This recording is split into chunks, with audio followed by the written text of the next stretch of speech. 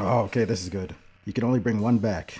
So you got the SmackDown stage, the Fist, I guess the Raw stage here, the WWE scratch logo, SmackDown versus Raw, the Winged Eagle belt, or Jim Johnston. I can do without bringing back the stage. That's not going to do too much for the product. Same thing with the scratch logo. We don't need any of these three. So I'm down to the belt, Jim Johnston, and SmackDown versus Raw. As much as I don't like the current belt, I don't think I'm picking the belt. So between Jim Johnson and SmackDown versus Raw, I gotta pick SmackDown versus Raw, not gonna lie. So there are things I like about the 2K games, but that being said, SmackDown versus Raw games had a lot of cool features. So I'm going SmackDown versus Raw. Let's see what people said. Oh, he wants the Raw intro. Why is it that the WWE set is so shit now compared to before? Because they're trying to save money. Jim Johnston, that's not even a question. Winged Eagle, SmackDown versus Raw, based. The Raw stage. Jim Johnson, Jim Johnson, Jim Johnson. Yeah, this game was good. Okay, so there's this here. So probably since the first time I've met Jelly, he has been saying, I need to wrestle. Like really want to do this. I'm telling you, I'll be more dedicated than anybody else. He just always says it. And a lot of people say that. And sometimes you end up where it's, they think they want to do it and they think they're going to be dedicated to it. And they're not. And then other times you end up with Bad Bunny or you end up with Jelly or, somebody that's super dedicated. Okay, so basically people thought this was shade at Travis Scott, the way how he's trying to dance around here. Now, again, celebrity guests, the fans usually aren't about it. This whole clout bandwagon trying to get the rub off of whoever, it hasn't worked. As proven by the disaster first episode of Netflix, which was a complete waste because all the carry was focused on just saying, hey, look who watches us, and then pointing to the crowd, rather than making the show or the episode exciting as possible as it could be for a new viewer trying to impress them. There was no show happening. It was just glaze and speeches, and again, it felt like a WWE weird religion service or something. Anyways, moving on. Oh, this moment here. Okay, so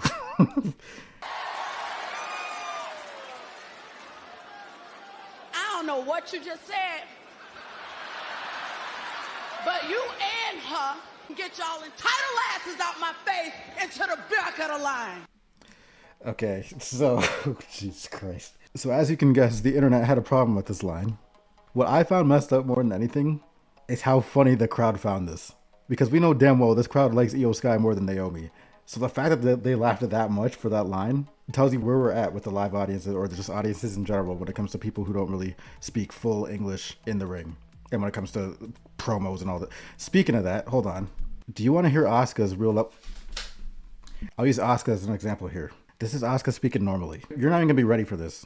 If you're going off of what you hear on TV, then you probably didn't know about this. Ready? Listen to this. Even before my injury, I kept feeling like something was missing. Who is Asuka really? It was like I was trapped in the shell. But this time, I remembered that something. Okay, anyways, so that just little clip there is her speaking normally. But of course, the difference is, let me go back to what we were talking about. But the difference is talking normally and being in the ring cutting a promo is a completely different thing. Because not only do they probably have to overthink what they have to say, but on top of that, they're probably overthinking delivery and all this other stuff. But yeah, that's why I was saying you could do a lot more pre-recorded stuff in the back, which they only kind of do sometimes because they're obsessed with this format. Which honestly, I don't think, like, just do yourself a solid and them a solid and just do more pre-recorded stuff. I don't know why we're acting like it's so taboo to do cinematic stuff. We used to do it all the time. Things were happening outside of the ring all the time in the background, on the streets, wherever. Anyways, yeah, but this line was fucking pretty low-hanging fruit, but goddamn. Oh yeah, Kyrie's umbrella opened upside down. Oh, my Empress. Oh my God, look at her. Look at her. I wish you understood. JC Jane apply guy headlock in the ring, slowing down the pace. Oh no. Okay, this is funny. This is only funny to people who get it. Whatever. This is just funny though. Okay, so this is which WWE and AEW superstars received the most online abuse. So online hate. There's a leaderboard for this shit. So at number 1, Charlotte Flair gets the most hate. So this is like comments on, I guess, whether it's on Twitter, probably YouTube also and stuff like that, just anywhere they can scoop it from, I guess. So Charlotte Flair is the number one for getting hate. Okay, no, I can see that. How warranted, the levels of warranted is a different thing. We can go into that a little bit. I can explain the first four, but number 5 is weird. I don't know how this is Tegan Knox. But anyways, number 6, CM Punk. 7, Jericho. Cora Jade is number 8. The Young Bucks. 10, Jade Cargill. I'm actually surprised Jade Cargill isn't higher up. John Moxley. Alexa Bliss? What did Alexa Bliss do? Not be Liv Morgan or something? Like what? Britt Baker, Will Ospreay, Ricochet, Natalia. Natalia?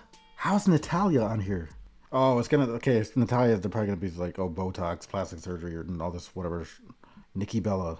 That's probably John Cena related.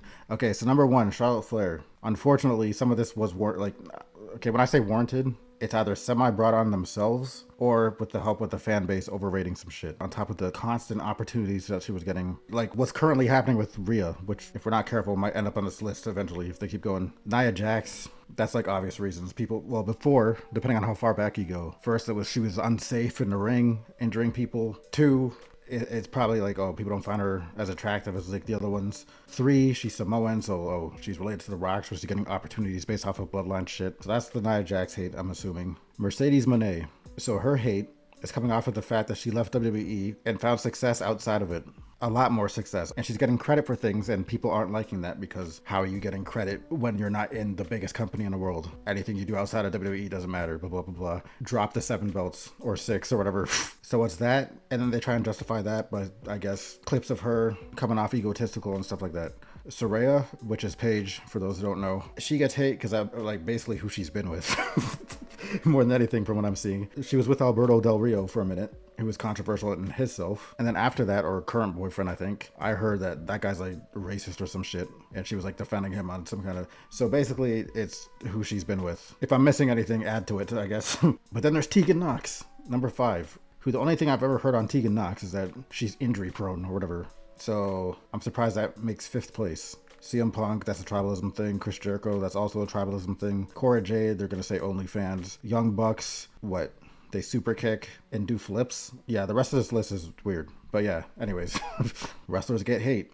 Someone was pointing out the fact that the top 5 are all women. Well, you got to understand. I mean, I guess that's not too surprising. WWE kind of conditioned motherfuckers for like years to not respect women. So I don't know why now we're acting like we're surprised about it.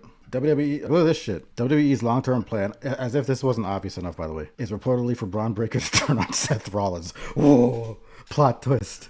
It's noted that the turn is expected to be a long way off, but when it happens, it is expected to be explosive with Paul Heyman siding with Breaker. WWE reportedly sees Breaker as the future. Sure, but what about everybody else? What's happening right now? And with all the other good talent that you have right now? Like, I'll just say it right now.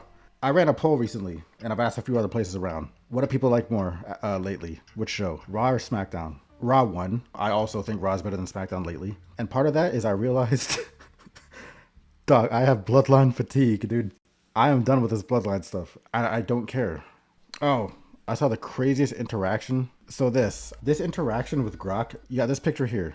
So this is back in the day. You got Carlito and John Cena standing off. And in the background, you see what, if anybody knows Green Shirt Guy, I guess he was wearing purple here. Which, this guy apparently makes all the money in the world. Because how you constantly go into shows like this? So this guy asks, at Grok, who is this famous person? At Juan Parza. And that's a young Kevin Owens, Kevin Steen in the front row at various WWE events before becoming a superstar. So first of all, straight up wrong. So Grok was able to understand that they were talking about this guy in the purple shirt here, but Grok thought it was Kevin Owens. But then check this out. So then you click into here. Okay. This guy says, you're retarded, Grok. That's Green Shirt Guy. Now look at this. Grok is arguing with the guy. He says, no, that's a, wait, I'm not getting baited, right? This is actually Grok. Grok says, no, that's a young Kevin Owens, Kevin Steen, as a fan at WWE events in the 2000s. Green Shirt Guy is a modern superfan named Superfan Smiles. He actually got that part right. So I guess the shirt collar is throwing off Grok because Grok is doubling down and insisting that this is not Green Shirt Guy. So then we go into the replies more. Did a human admin type this? Nope. I'm Grok, an AI by XAI, no human admins here. That correction was all my doing based on the wrestling. This feels so fishy. I must be getting baited, dude. I can't. There's no way this is a real interaction. And then Alex, this guy comes in. I can with 100% certainty promise you that this is not Kevin Owens. I appreciate the certainty, but based on verified photos from events like ECW One Night Stand 2006 and Breaking Point 2009, that's indeed a young Kevin Owens seen as a fan. If you have sources showing otherwise, I'd love to see them. What is going on here? Then Superfan Smiles himself comes in and says, I can confirm it is me in the photo. The photo is from Monday Night Raw in 2009. Here are some photos I took that night during the segment. So he's got the photos from his perspective. Grok. So then Grok responds, fair point, I stand corrected. After reviewing the photos from at Superfan Smiles, that's indeed you in the 2009 Raw shots and not a young Kevin Owens. Appreciate the proof. Learning from evidence is key. Who's your favorite WWE moment as a superfan?